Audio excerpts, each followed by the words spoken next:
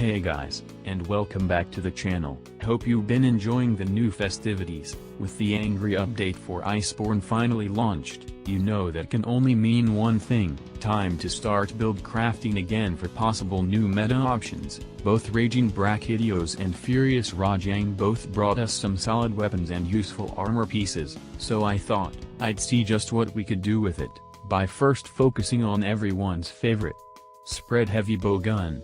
So let's get into it.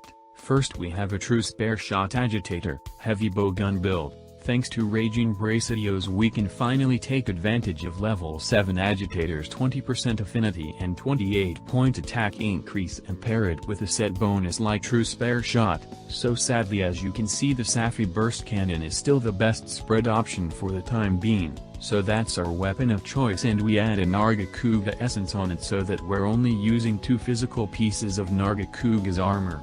We don't need to build our affinity in this build too much, since with Agitator active it takes care of that, but we still need at least 30% of our own affinity so that we're hitting 100% on weak and soft spots. Everything else is pretty standard spread Heavybow gun stuff.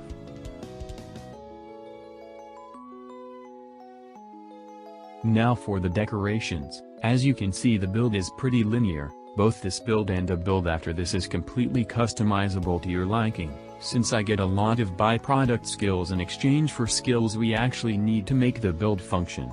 The guard skill comes from the free ammo up, and the health boost comes from both critical boost and weakness exploit, so you don't lose anything for running skills you need anyway. So it's completely up to you how you decide to operate the build per matchup. You can use 2 shield mods and 3 close range mods, or you can go full DPS and use 4 close range mods and then a scope, and then oddly you'll still have guard. So customize to your liking as long as you keep the main important skills. The gun has also been augmented with 1 attack and 1 affinity augment for the build. Now let's talk about max Agitator on Heavybow gun. I know that some of you may be apprehensive on how good the skill is or not, so I thought I'd do quick test just to see if it's worth running or not. On a tenderized coral puke I was hitting his head for about 29 per pellet when it had crit, and then after I enraged it, I was then hitting his head for 35 per pellet when it crit. That's a whole 6 attack raw attack difference. It may not seem like much, but I also did this test with no buffs and also without eating, so it just goes to show that investing in his Agitator is still pretty worth the investment.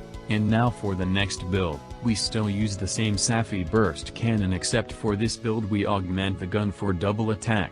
I wanted to make a build that was both not only tanky but beefy in damage, and so this build was born. Before Furious Rajang we were never able to have a tank Heavybow gun build with a lot of raw built within it, but now we can. But with this build we take advantage of Furious Rajang's maximum might secret. In Iceborne it was nerfed, but when we have the armor skill to max it out, it's actually as good as it was in base world, so it's very manageable and viable as an affinity source again. So we get 40% affinity from maximum might, and then with attack boost and the natural affinity of the gun you get your 50% affinity, which then allows you to just freely build for raw, coupled with the spare shot charm for a nasty tank bowgun build. Now for the decorations. Same as the last build, everything is pretty standard and cookie cutter, except this time we add in some attack decorations to help with the raw.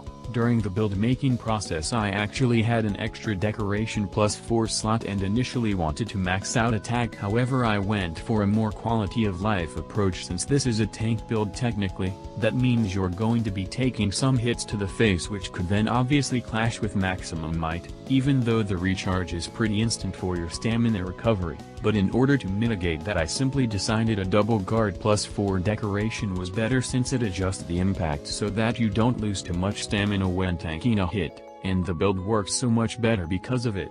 Besides, most of the skill was already there for us, so finishing it off wouldn't have hurt and you don't lose much for it.